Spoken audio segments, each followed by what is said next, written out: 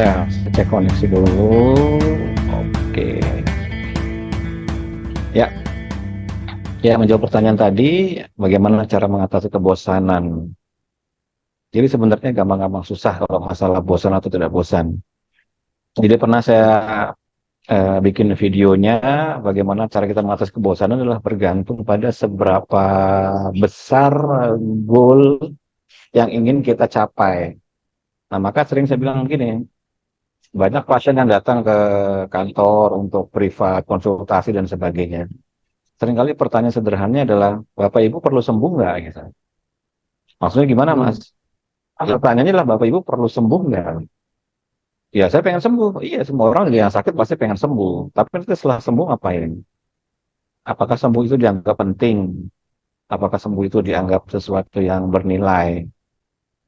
Kenapa ini harus ditanya di depan? Karena jika tidak, maka effortnya kita sebanding dengan seberapa besar nilai yang mau dituju itu. Effortnya tuh kayak gitu. Jadi kalau sembuhnya itu penting, maka kita akan mau meluangkan waktu untuk latihan, untuk mengatur jadwal, untuk menggeser jadwal yang lain demi latihan itu. Ya kan sama kayak ketika seorang itu di ICU kan, maka seluruh prioritasnya dia adalah untuk kesembuhan kesehatan. Maka teman-temannya dia akan tolak untuk dia jalan-jalan. Ada nggak orang di ICU kemudian diajak nonton, Mas Ujang, ayo kita nonton gitu. Padahal temennya lagi terbaring di ICU, ya temennya pasti protes, gue lagi di ICU, masa diajak nonton sih? Dan dia pasti akan tolak. Jadi artinya prioritasnya itu bergantung pada seberapa bernilai goalnya. Jadi kalau sembuhnya itu nggak ada nilainya, nggak besar nilainya, maka usaha kita untuk menuju ke situ pasti kecil. Pasti kecil. Dia akan kalah dengan prioritas yang lain. Dalam bahasa saya, sering saya bikin di video itu, mendang mending gitu. Mendang mending itu artinya, ya udahlah mending nonton, ya udahlah mending jalan kaki gitu kan, atau mending apalah begitu. Kenapa? Karena tidak penting nilai kesembuhannya itu. Kalau itu penting, maka akan dibela-belain untuk latihan. Nah, pertanyaannya adalah bagaimana cara mengkondisikan supaya kita mau kita bela-belain buat latihan. Ya, ini seberapa besar keyakinan kita, pengetahuan kita terhadap ilmu itu.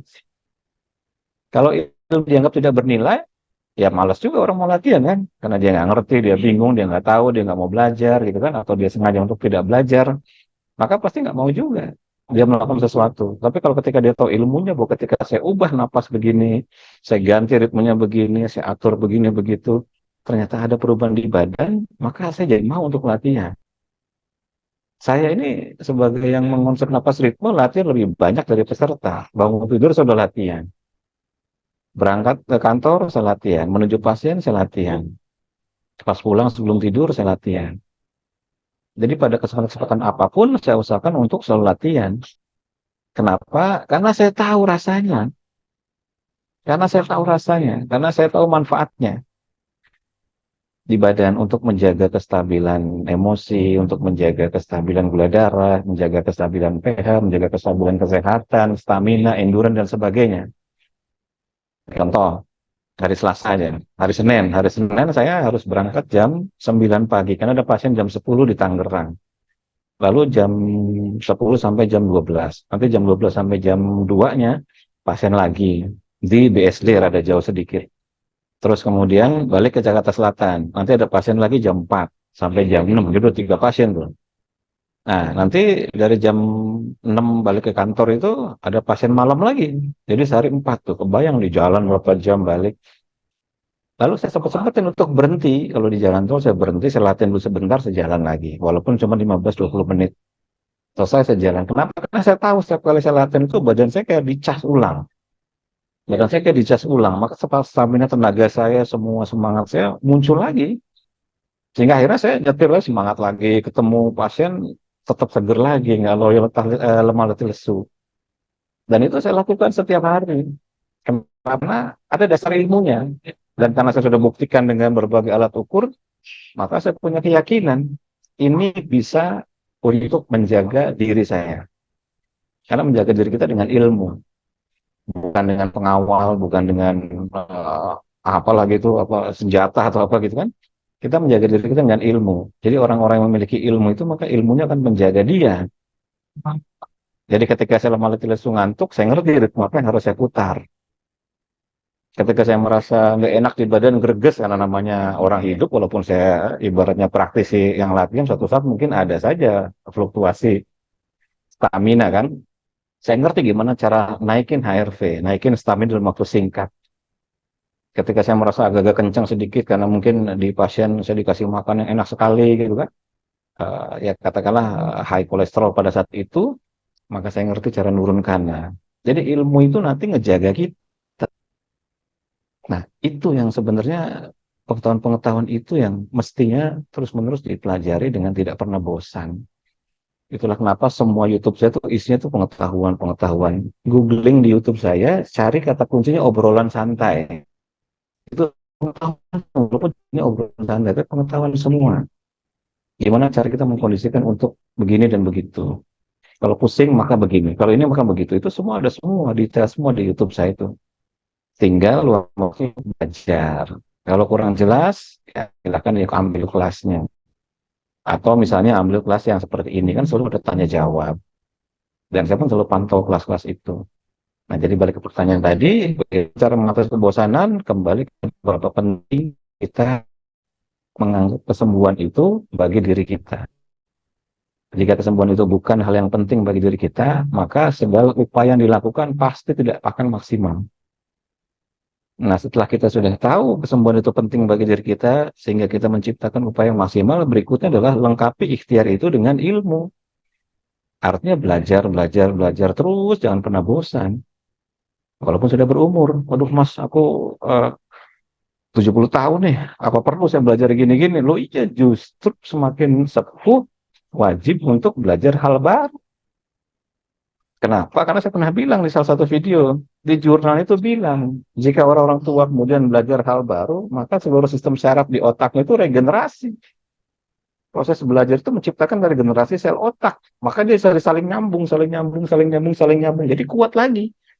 Nah, karena dia saling nyambung dan kuat lagi, neuroplasticity, maka dia akan mencegah kepikunan, mencegah lupa, mencegah loss memory. Justru semakin berumur kemudian semakin malas untuk belajar, loss memory-nya semakin tinggi. Jadi setelah goalnya sudah ketahuan, seberapa penting, seberapa besar nilai kesembuhan bagi diri kita, baru tahap berikutnya adalah pelajari ikhtiar untuk menuju kesembuhan itu dengan ilmu. Dasarnya itu. Sampai kita betul-betul bisa merasakan, mengenali itu bekerja di badan kita dan dalam tanda kutip menyelamatkan kita dalam situasi-situasi yang mengancam. Jadi saya cerita sedikit dulu tuh. Ada salah satu peserta tuh yang sudah nulis surat wasiat tuh. Ini era pandemi dulu, era pandemi. Saya tidak cerita orangnya. Orangnya juga ada di sini, di grup ini. Online sekarang nih. Jadi dia sudah nulis surat wasiat. Mas, aku batuk darah. Dia tunjukin fotonya. Darahnya banyak banget di tisu tuh. Wah, kayak ngeri lah situasinya. Saya tahu situasi itu mengancam dan bahaya. Ya,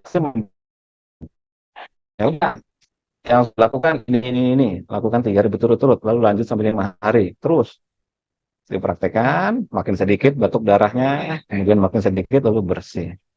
Jadi surat wasiatnya nggak jadi dikasihkan ke keluarganya. Nah artinya ya dengan kombinasi ilmu yang didapat di OMG ini bisa dalam tanda kutip menyelamatkan pada situasi kritis. Ya kan? Ya memang hidup mati bukan urusan kita sudah ditakdirkan. Tapi kalau kita ada ilmunya kan kita bisa jaga. Sama kayak, boleh nggak nyebrang nggak tengok kanan kiri? Boleh. Boleh nggak nyetir ngegas doang? Boleh. Siapa bilang nggak boleh? Ya bagi mereka yang tidak berilmu kan boleh-boleh aja kan. Tapi bagi yang berilmu kan mereka harus atur gas remnya mereka harus atur. Kapan dia ngegas, kapan dia ngerem, kapan dia tengok kanan, tengok kiri, kapan tengok depan dan seterusnya. Nah dasarnya itu. Jadi seberapa besar tingkat pentingnya kesembuhan dan seberapa besar upaya untuk belajar mendapatkan ilmu yang dipakai untuk menuju kesembuhan itu. Kalau itu dua itu dijalankan terus, maka nggak ada kata bosan. Apalagi ketika kita tahu bahwa setiap kali kita belajar hal baru, otak kita melakukan regenerasi sel. Otak kita akan membangun jaringan saraf yang baru sehingga menghindarkan kita dari kepikunan. Makanya orang-orang sering pada tanya, Mas itu Gimana caranya bisa hafal angka koma-komaan, angka frekuensi segala macam? Ya karena saya melakukan itu tiap hari, saya baca tiap hari, saya nulis tiap hari. Sesuatu yang terus-menerus diulang. Apakah ada orang lain yang bisa melakukan itu? Ada. Asisten-asisten saya rata-rata bisa dalam batas-batas tertentu. Ketika mereka mulai belajar terus-menerus, maka dia mulai hafal, dia mulai mengenal. Ketika hafal berarti kan fungsi kognitif memorinya bagus. Nah, ini juga sama, 21 hari secara bagus tujuannya adalah untuk memperkuat. Nah, kenapa mesti harus secara bagus? Ya kan? Apa ini ya? Starting stop atau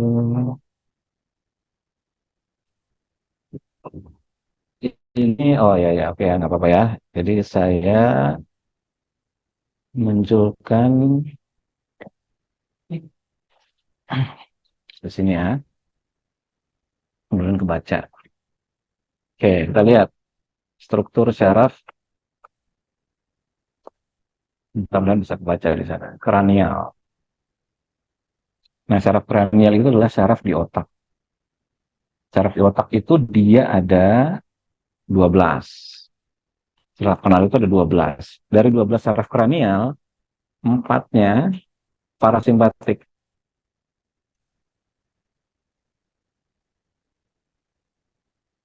Jadi Tuhan tuh cuma kasih 4 per 12, sepertiga aja untuk penyembuhan. Karena dari 12 syaraf otak yang nyambung ke seluruh tubuh itu, empatnya parasimpatik. Apa saja yang keempat itu? Yang pertama namanya facial. Yang kedua namanya oculomotor. Yang ketiga namanya glossopharyngeal. Dan yang keempat namanya vagus. Nah, sesuai namanya, facial ini hanya untuk wajah saja.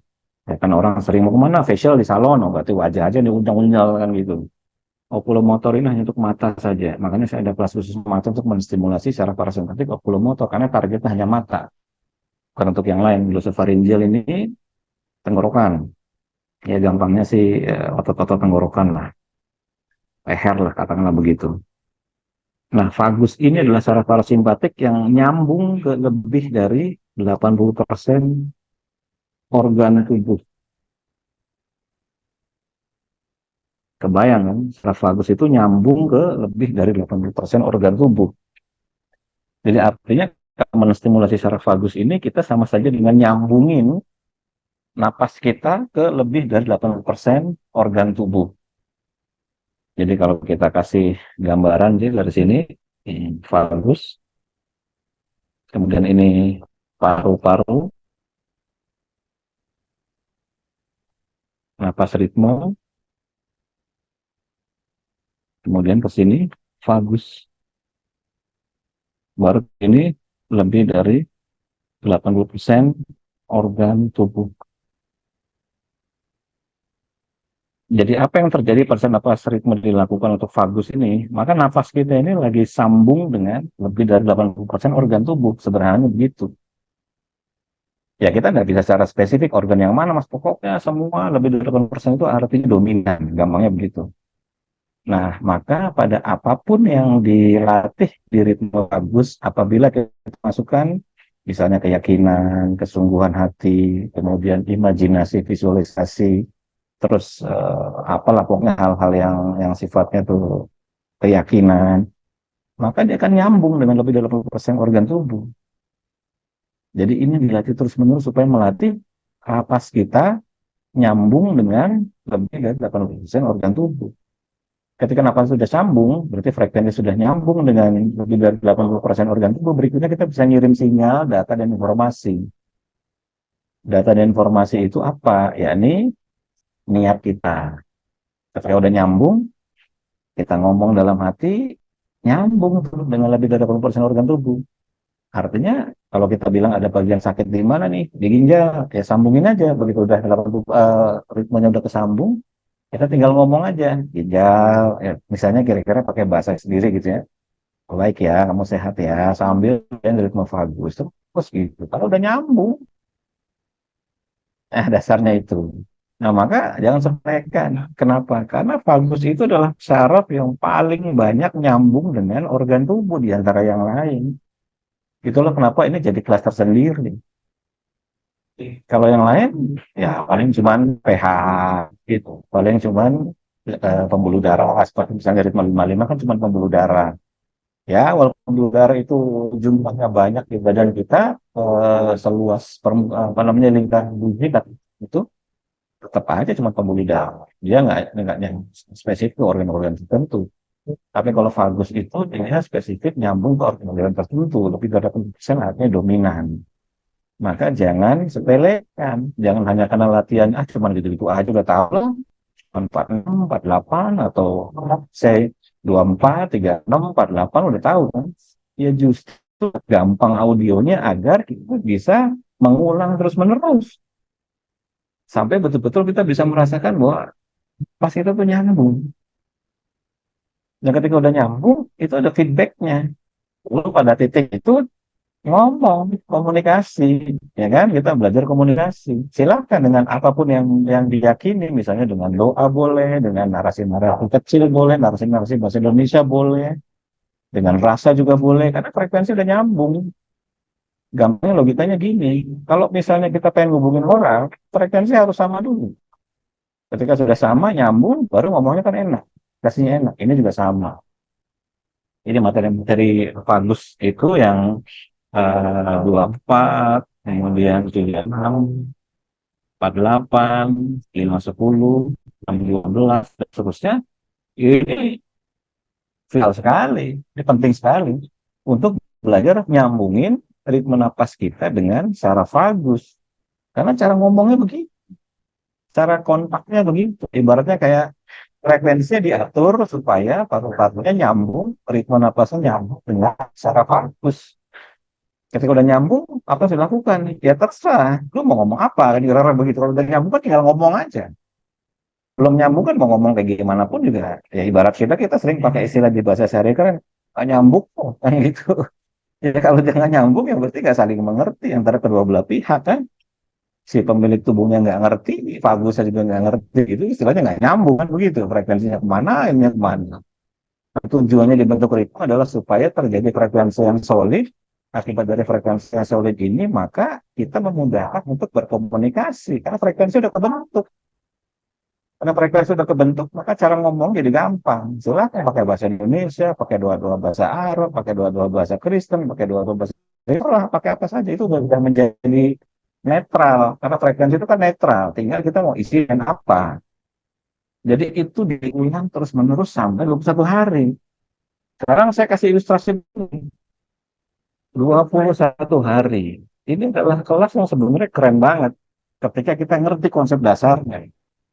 Hari ke satu, saya tulis saja. Dua, tiga, empat, lima, enam, tujuh, delapan, sembilan, sepuluh, sampai 21. Di hari ke satu, dia pakai ritme yang sudah di-share, terus dia latihan, lalu dia ngomong dalam hati. Karena kan udah kesambung frekuensinya, lalu dia ngomong dalam hati. Di hari ke satu nih ya, saya sembuh, let's say begitu ya. Ini tulisan saya jelek amat sih. Saya ulangi aja. Saya sembuh. Di hari pertama. Kemudian sembuh nggak? Sembuh mas. Ya udah, ulangi di hari kedua. Saya sembuh. Sembuh nggak? Nggak sembuh mas. Ulangi di hari ketiga. Saya sembuh. Sembuh nggak? Belum terasa mas. Ulangi hari keempat. Ulangi hari kelima. Ulangi hari keenam. Ulangi hari ketujuh. Jika 7 hari pada efek, koreksi. Apa yang dikoreksi? Jangan-jangan Anda ngomong saya sembuh itu sekedar di bibir doang.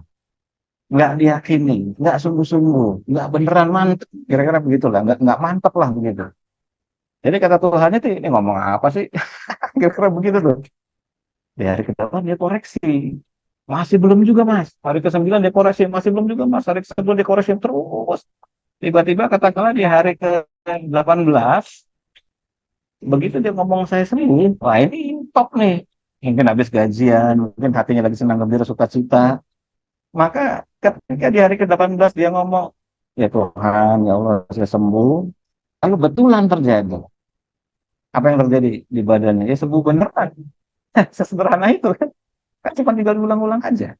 Masalah nanti itu jadinya kapan, wujudnya kapan, kan bukan urusan kita. Tugas kita kan membangun ikhtiar terus-menerus.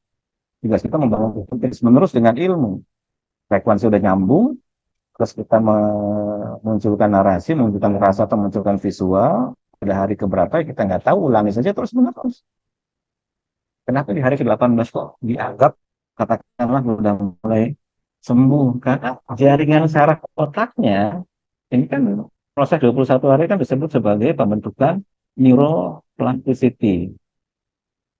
Neuroplasticity, pembentukan jaringan saraf baru. Di hari pertama, jaringan saraf barunya belum apa-apa.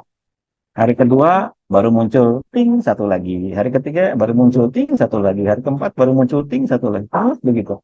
Di hari ke-18 sudah mulai banyak jaringannya. Jadi kalau gangguan otak sih kira-kira di hari ke-18 tuh udah gitu lah tuh, udah banyak sekali tuh jaringan sarafnya tuh. Udah saling terhubung lah begitu. Kalau di hari pertama sih belum banyak. Nah, ketika saling terhubung ini kan berarti kan amplitudenya kan makin kuat. Iya kan? Makin kuat. Karena makin banyak jaringan saraf yang berisi kalimat yang sama, berisi yang sama, berisi ritme yang sama, berisi kekuatan hati yang sama, semangat motivasi yang sama, maka tentu ya hari ke-18 dan seterusnya makin keren itu kualitas jaringan saraf kita. Maka ngomongnya saya sembuh di hari ke-18 yang dibarengi dengan sekian ribu, mungkin berapa titik saraf baru yang kebentuk, itu nggak sama kualitas dengan hari satu dan kedua. Maka di hari ke-18 dan seterusnya pasti lebih berkualitas. Asal dia tidak apa mengganti, asal dia masih konsisten, asal dia masih terus-menerus melakukan yang hal sama, melakukan hal yang sama every single day dari 1 sampai hari ke-21. Maka di hari ke-21 jaringan sarafnya sudah semikian kuatnya karena sudah terbentuk banyak sekali. Jadi kekuatan ketika dia ngomong saya sembuh itu dibarengi dengan semua jaringan saraf yang memancarkan kelistrikan, frekuensi, gelombang dan lain sebagainya. Nah, dasarnya itu. Tapi kalau misalnya di hari kelima merasanya kok kayak nggak ada perubahan, lalu dia nyerah. Dari keenam nggak ada perubahan, dia nyerah. Ya udah, jangan harap jaringan sarafnya akan terbentuk dengan kuat. Yakini sejak hari pertama sampai hari ke-21. Waduh, mas, saya baru dapat pengetahuannya dari ke-21. Ya nggak apa-apa, PR untuk 21 yang akan datang. Kan Desember nanti ada lagi. Desember nanti ada lagi 21 hari, ikut lagi, ngulangi dengan cara ini. Nanti video ini saya potong, saya crop, saya share di YouTube, ulangi dengan cara ini. Tapi buktikan bedanya. Jadi dari hari pertama sampai hari ke-21, niatnya nggak berubah. Doanya nggak berubah. Narasi yang dibangun untuk kesembuhannya yang berubah. Lalu latihan dengan sungguh-sungguh. Terus tidak ada excuse, tidak ada alasan untuk tidak latihan. Nanti kita bisa buktikan. Di hari ke-21 akan top sekali nanti. Nah, kayak kemarin di Camp Hajarot itu kan, serta saya ajak untuk push up. Bareng saya di depan. Buat berapa Pak? Badannya gede, badannya inilah, badannya termasuk atletis lah. Nah, kemudian push up bareng di depan. Saya push up 70 kali. Peserta ya paling 20, 15. Lama kok bisa kuat 20 atau 70 kali? Karena sejak awal, begitu saya lagi naik mimbar, lalu saya niatkan push up bareng peserta, saya pengen push up yang terbaik. Jadi saya niatkan dalam hati, saya akan push up 50 pada saat itu. Tapi jika mampu di atas 50, saya akan niatkan untuk di atas 50. Jadi batas saya pada saat itu di mimbar adalah 70 kali pada saat itu. Jadi nanti tubuh itu akan menyesuaikan dengan seberapa niatnya kan begitu. Misalnya kita ke Gunung Bromo, lalu tidur, lalu kan besok pagi kan harus berangkat untuk naik ke puncak. Kira-kira bangun nggak? Pasti bangun, rugilah kalau nggak bangun. Nah, bangun itu didasari pada niat yang kuat untuk menuju puncak, kan begitu. Kan nggak mungkin tiba-tiba ucuk-ucuk terjadi begitu aja kan. Pasti niatnya harus muncul lebih dulu. Dan ketika dia berhasil menjaga niatnya, maka menuju ke sana jadi lebih gampang. Seluruh sel-sel tubuhnya akan diarahkan ke situ. Kalau belum kuat, belum mampu, maka neuroplastisitinya, kebiasaan latihannya dibentuk dulu setiap hari. Dasarnya itu. Nah, maka di antara let's say 21 hari ini, jika ada 1 hari saja, cukup sekali latihan di 1 hari itu saja, yang narasinya dikabulkan, maka dia sembuh pada hari itu juga. Di hari yang mana kita nggak tahu. Problemnya kita nggak tahu. Maka bisa dilakukan adalah kita berprasangka positif pada tubuh kita sendiri. Bahwa setiap jaringan saraf yang kita bangun, kita bentuk itu akan menghasilkan kekuatan dalam melakukan perubahan. Memang konsep neuroplasticity kayak gitu. Jadi jaringan sarafnya itu terbentuk terus-menerus baru menguat dan membawa semua niat, semangat, motivasi keinginan yang ada pada saat itu yang berhasil dia pertahankan terus-menerus setiap harinya. Kalau kegeser, ya nol lagi. Sayang kan, rugi kan? Nah, jadi seperti itu. Dan karena saraf vagus itu nyambungnya dengan lebih dari 80% tubuh kita, maka efek perubahannya pasti dahsyat. Iya kan? Karena saraf vagus di sini kan sudah saya jelaskan, dia nyambung di lebih dari 80% organ tubuh kita. Maka ketika efek saya sembuh itu terjadi dan disambungkan ke lebih dari 80% organ tubuh kita, maka perubahan pasti sangat signifikan. Nggak mungkin nggak signifikan, ibarat kata beginilah. Kita rumah, anggaplah dihitung 100%. Terus datang orang yang gua mau renovasi rumah lu, tapi cuma bisa 80%. Pasti keren 80% itu, ya kan? Pasti signifikan tuh perubahannya tuh. Kalau renovasinya cuma 5%, lah nggak signifikan. Ini renovasinya 80%, lebih dari 80%, mungkin 85, mungkin 90, mungkin 95%. Maka jelas pasti signifikan, ruang tamu pasti berubah, pasti membaik, teras pasti baik, pasti membaik, kamar pasti membaik, genteng pasti membaik, kan tidak 80%. Jadi pasti sangat signifikan sembuhnya itu. Karena disambungkan ritmenya ke saraf vagus, disambungkan niatnya ke saraf vagus, disambungkan doanya ke saraf vagus, disambungkan visualisasinya ke saraf vagus, disambungkan keyakinannya ke saraf vagus. Pasti signifikan, nggak mungkin nggak. Nah, tinggal seberapa kita mampu menuju ke situ. Nah, itu gitu ya. Mudah-mudahan untuk menyemangati. Jadi di hari ke-21 ini silakan latihan dengan Mas Sony dengan penuh keyakinan, kesungguhan. Kalau merasa saat ini belum, maka ulang lagi nanti mulai besok sampai hari ke-21 atau ikut kelas Desember ulang lagi dengan pemahaman tadi. Jadi yang tadi saya jelaskan dari awal pakai tulisan itu, nanti saya akan bikin videonya, saya publish, tonton itu sebelum latihan. Karena latihan langsung tuh biasanya apa sih maksudnya, tonton dulu biar nanti ngerti apa maksudnya, kan begitu. Kalau udah ngerti, maka nggak ada lagi kita akan males, nggak ada lagi kita merasa, aduh, saya kayaknya nggak apa ya, nggak ada efek, nggak ada pokoknya. Syaratnya diperkuat dulu dengan 21 hari itu, hari pertama, kedua, terus begitu. Kita cukup dapetin 1 hari saja yang dikabulkan. Itu aja. Dan proses pengabulan itu adalah biasanya ketika wadahnya siap. Wadah siap itu berarti 11 sistem pada tubuh manusia, ada sistem syaraf, otot, organ darah, dan sebagainya. Ya itunya kenceng, bagus, maka otomatis hasilnya akan lebih signifikan. Nah, pas 30 menit. Nah, saya tadi ngomong 5 menit doang, ini sekarang jadi 30 menit ngomong. Ya udah, Pak, kita balikin ke Mas Sony ya. Silakan Mas Sony. Nanti saya harus pulang nih, udah malam nih. Siap, sampai ketemu nanti di 21 hari yang akan datang di bulan Desember. Dan karena kita masih di bulan November ini, ada berapa hari itu? Sebelum akhir bulan. 5 hari ya, 5 hari. Jadi silakan, nanti kita akan publish kelas-kelasnya, masih ada diskon di bulan November ini. Sebelum Oke, akhir November.